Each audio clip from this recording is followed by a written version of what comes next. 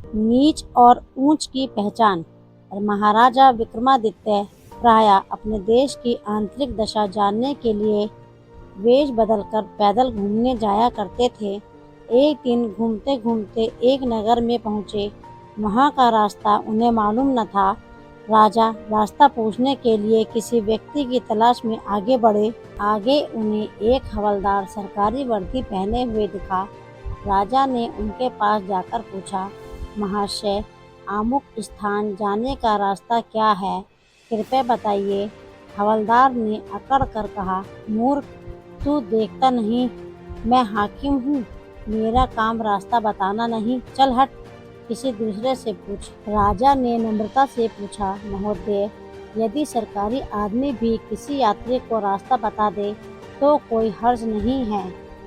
खैर, मैं किसी दूसरे से पूछ लूँगा, पर इतना तो बता दीजिए कि आप किस पद पर काम करते हैं। हवलदार ने भौहें चढ़ाते हुए कहा, अंधा है, मेरी वर्दी को देखकर पहचानता नहीं कि मैं कौन हूँ। राजा ने कहा, शायद आप पुलिस के सिपाही हैं। उसने कहा, नहीं, उससे ऊंचा। तब क्या नायक हैं? नहीं, उससे भी ऊंचा।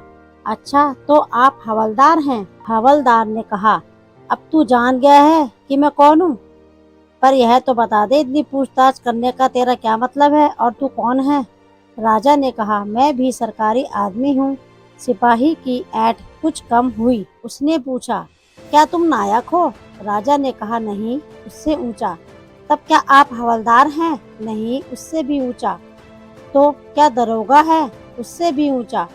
हवलदार ने कहा, तो क्या आप कप्तान हैं? राजा ने कहा, नहीं, उससे भी ऊंचा। सूबेदार जी हैं? नहीं, उससे भी ऊंचा। अब तो हवलदार घबराने लगा। उसने पूछा, तब आप मंत्री जी हैं? राजा ने कहा, भाई, बस एक सीढ़ी और बाकी रह गई है। सिपाही ने गौर से देखा तो सादी पोशाक में महाराजा विक्रमादित्य सामने खड़े हैं। हवलदार के होश उड़ गए। वह गिड़गिड़ाता हुआ राजा के पांव पर गिर पड़ा और बड़ी दीनता से अपने अपराध की माफ़ी मांगने लगा। राजा ने कहा, माफ़ी मांगने की कोई बात नहीं है। मैं जानता हूँ कि जो जितने नीचे हैं वे उतने ही अकड़ते हैं। जब तुम बड़े बनोगे तो मेरी तरह तुम भी नम्रता का बर्ताव सीखोगे।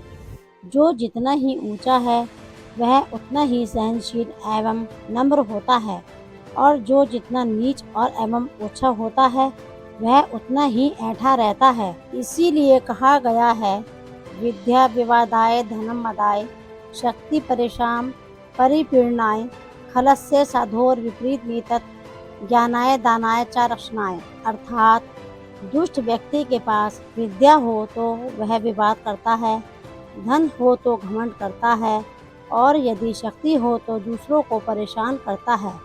वहीं साधु प्रकृति का व्यक्ति विद्या ज्ञान देने में, धन दान देने में और शक्ति दूसरों की रक्षा करने में खर्च करता है।